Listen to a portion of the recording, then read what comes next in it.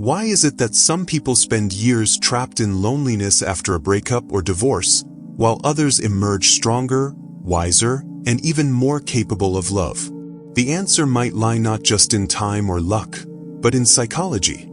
Carl Jung, one of history's most profound thinkers, uncovered hidden truths about love, loss, and the path to rebirth. What he discovered could change how you see your past and your future. Heartbreak can feel like an ending, but what if it's actually the beginning of a deeper journey? Carl Jung believed that love and loss are not just emotional experiences, but spiritual catalysts. When a relationship ends, whether through divorce or death, we aren't just grieving a person, we're confronting parts of ourselves we may have ignored. Jung's work reveals how shadow work, facing our hidden wounds, individuation, becoming whole on our own, and archetypes, the unconscious patterns shaping our relationships, hold the key to finding love again, without repeating old mistakes. In this video, we'll explore Jung's most powerful insights for healing and rebuilding after loss, not by rushing into a new relationship, but by transforming the one you have with yourself. Because the greatest love story, as Jung would say, is the one you write within. When a marriage ends or a loved one dies, the pain goes far beyond loneliness. It shakes the foundation of who we are. Carl Jung called this the dark night of the soul, a period where the ego collapses and we are forced to confront what we've avoided in ourselves. Unlike superficial sadness, this is a spiritual crisis, one that demands we question our identity, our choices, and even our capacity to love again. Jung believed that such losses act as initiations, stripping away illusions we've carried about love, security, and our own completeness. Many people try to rush past this stage, distracting themselves with new relationships, work, or even resentment. But Jung warned that true healing only comes when we surrender to the darkness instead of fleeing it. Only then can we begin the slow, necessary work of rebuilding from a place of honesty rather than fear. One of Jung's most revolutionary ideas was the shadow, the hidden, often rejected parts of ourselves that we refuse to acknowledge. After a breakup or loss, the shadow doesn't disappear, it projects outward. This is why we often swing between two extremes, demonizing our ex, they ruined everything, or idolizing them, I'll never find love like that again. Both are illusions. Jung explained this through animus/anima projections, the unconscious way we assign our own unexpressed masculine or feminine energies onto a partner. For example, if we've suppressed our own strength, we might fall for someone who embodies it for us. When they leave, we don't just miss them, we miss the part of ourselves they helped us access. Until we reclaim those projections, we remain stuck in cycles of blame or fantasy, unable to see the relationship or ourselves clearly. The key? Withdrawal of projections. This means asking, what did this person mirror back to me? What qualities did I admire or resent in them that I've neglected in myself? The answers are the first steps toward wholeness. Modern culture treats grief like a problem to solve, something to get over as quickly as possible. But Jung saw it differently. Grief is not an obstacle to love. It is the sacred ground where love transforms. Avoiding sadness, numbing with distractions, or pretending to be fine only prolongs the suffering. Jungian psychology teaches that emotions buried alive don't die, they haunt us. Unexpressed grief can resurface as bitterness, emotional numbness, or even physical illness. True healing requires sitting with the pain, not as a victim, but as an alchemist, understanding that sorrow has its own wisdom. This is why rituals matter, writing unsent letters, creating art, or even speaking to the lost loved one in meditation. These acts help complete the unconscious dialogue, allowing the psyche to process what the mind cannot. As Jung wrote, there is no coming to consciousness without pain. Grief, when fully felt, doesn't just restore us, it rewires our capacity for deeper, more conscious love in the future. Rebuild your individuation. The journey of healing after loss is not about simply moving on. It's about moving inward.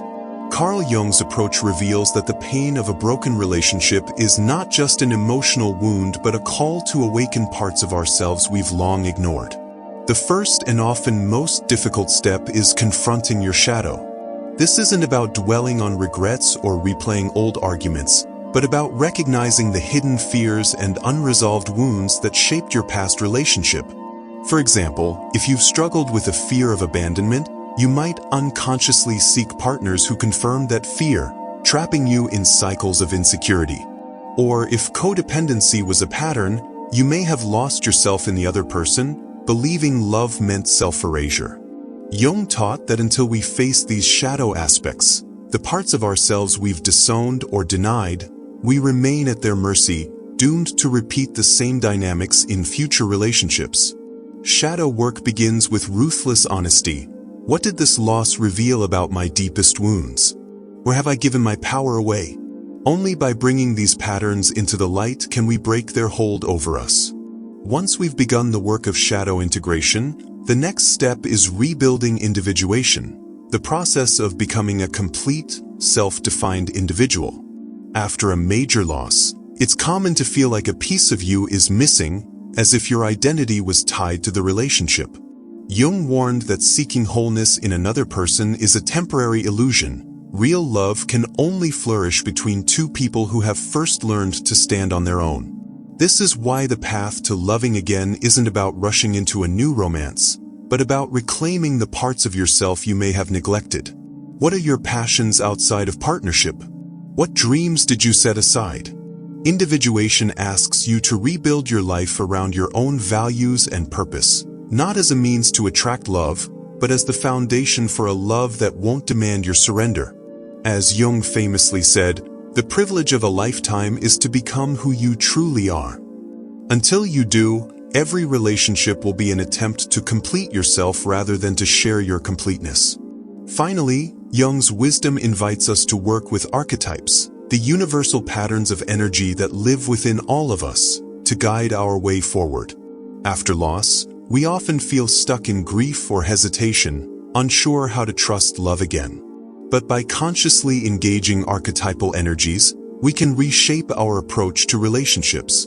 The lover archetype, for example, isn't just about romance. It's about reclaiming joy, sensuality, and the courage to open your heart again. The sage helps you reflect on lessons learned, ensuring you don't repeat past mistakes out of blindness or haste. And the warrior gives you the strength to set boundaries, to walk away from what doesn't serve you, and to fight for the love you truly deserve. These forces aren't abstract ideas. They are living energies within you, waiting to be awakened.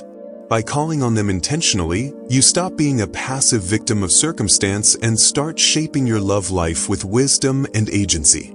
The archetypes remind us that love after loss isn't about starting over. It's about evolving into someone capable of a deeper, more conscious kind of love. Preparing for new love. The path to new love after loss requires more than just time. It demands a fundamental rewiring of how we approach relationships altogether. One of the most crucial shifts comes in recognizing and breaking the unconscious patterns that have shaped our romantic choices in the past. It's remarkably common to find ourselves drawn to the same type of person again and again, even when that type has brought us pain. This repetition isn't coincidence. It's the psyche's way of trying to resolve unfinished business. Jung would say we're compelled to recreate familiar dynamics because they mirror our inner wounds, offering us, often fruitlessly, another chance at healing them. The key to breaking this cycle lies in developing what Jung called psychological consciousness, the ability to observe our attractions and impulses without blindly acting on them. Before entering a new relationship, we must ask uncomfortable questions. What familiar qualities am I drawn to, and why? Does this attraction come from a place of wholeness or lack? This level of self-awareness creates space between impulse and action, allowing us to make different choices rather than replaying old scripts. True change begins when we stop seeking completion in another and start relating from a place of genuine desire rather than unconscious need. Jung's concept of synchronicity offers profound guidance in navigating the journey toward new love. He described synchronicities as meaningful coincidences, events that seem unrelated but carry deep personal significance. In the realm of relationships, these might appear as unexpected encounters, recurring symbols, or dreams that point us toward growth. Where we once might have dismissed such occurrences as mere chance, Jung invites us to see them as the psyche's way of guiding us toward wholeness. After a major loss, we often become hyper-rational about love, either trying to control every aspect of the process or doubting whether meaningful connection is possible. Synchronicity reminds us that there's an intelligent unfolding to our healing journey if we learn to pay attention.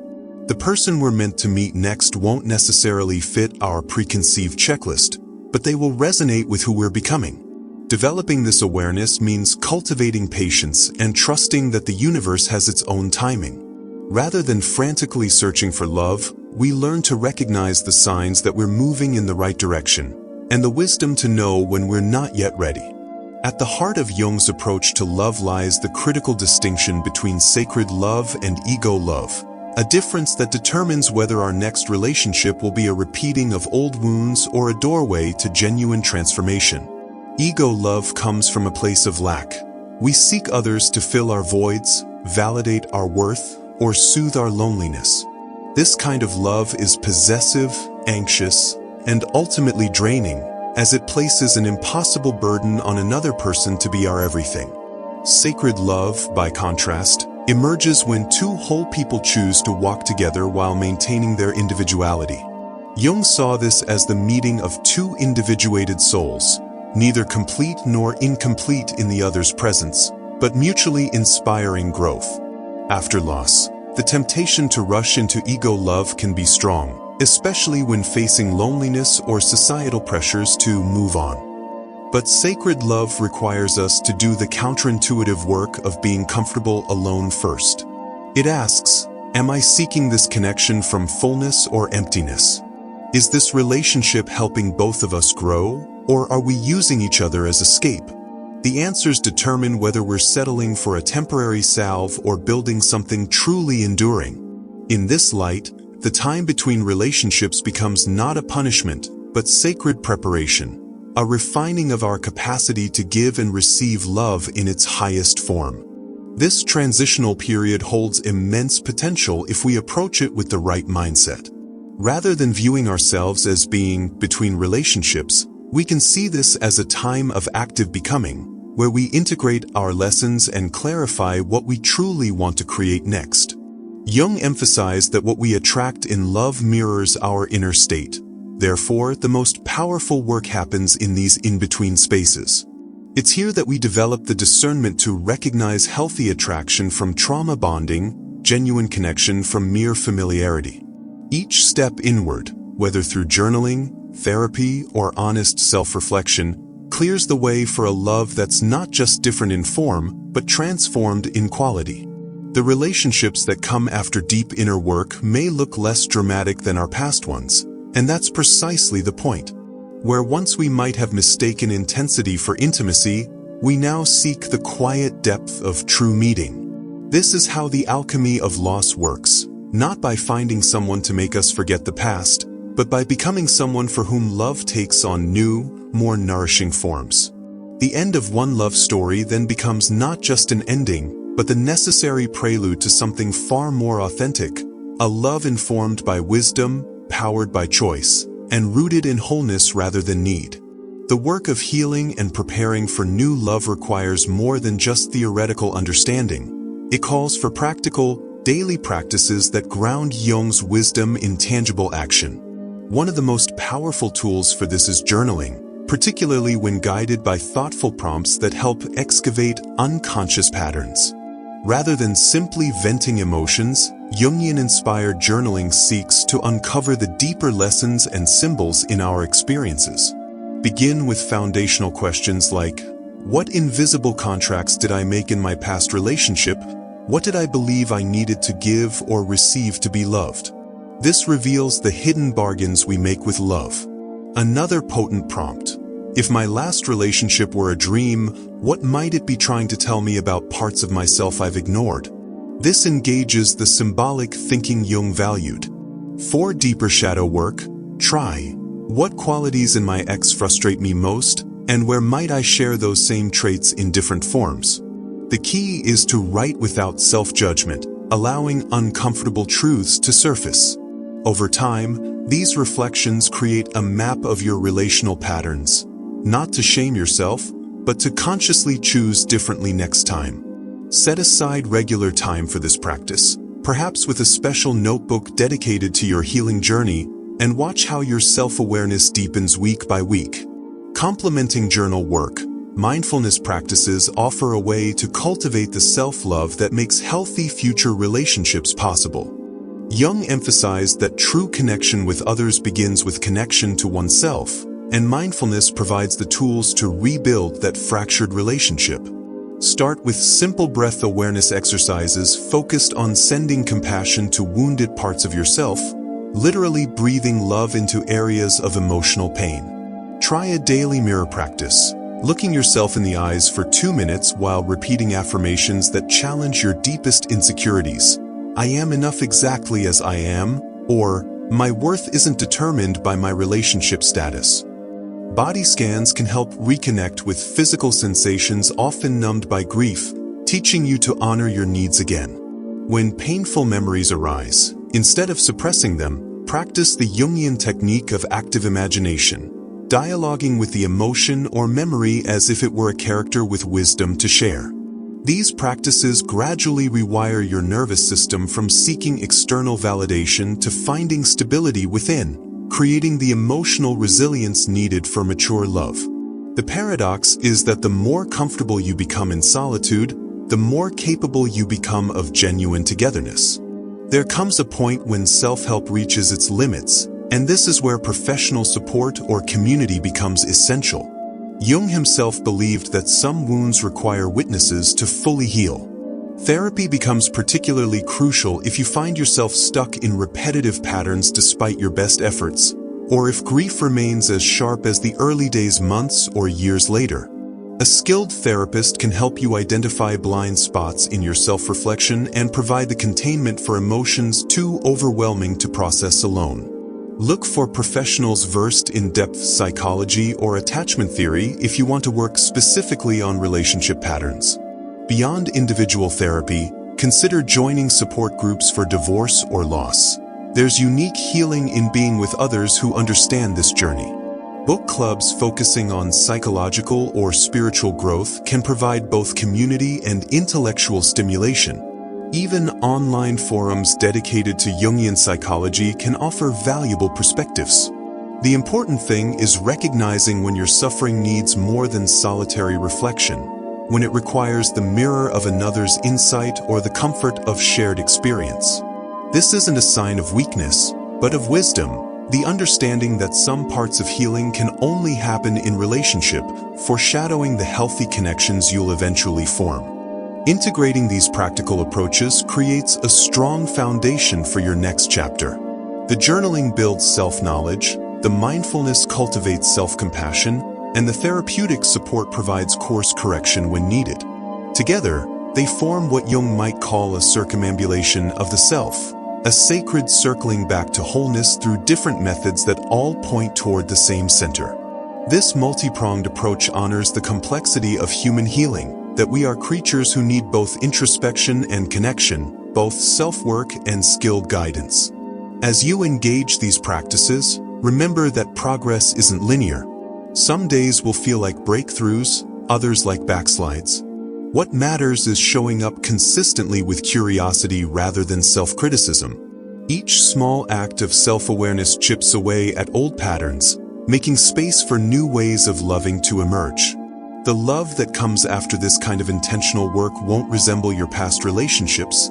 It will be quieter but deeper, less dramatic but more nourishing, because it will be built not on fantasy or need, but on the solid ground of your own hard-won wholeness. As we come to the close of this exploration, remember that the journey of love after loss isn't about finding someone to replace what was lost. It's about allowing your capacity for love itself to transform and deepen. Carl Jung's wisdom shows us that heartbreak, when approached with courage and curiosity, can become the catalyst for our greatest becoming. Through shadow work, we reclaim our disowned parts. Through individuation, we rebuild our wholeness. And through archetypal wisdom, we learn to relate in new ways.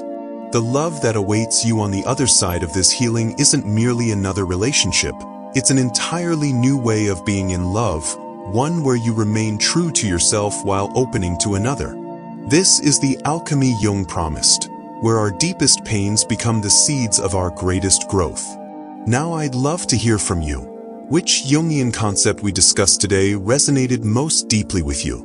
Was it the idea of withdrawing projections, the process of individuation, or perhaps how synchronicity guides us toward healing?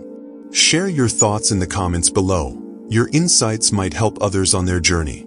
And if you found this perspective valuable, consider subscribing to the channel.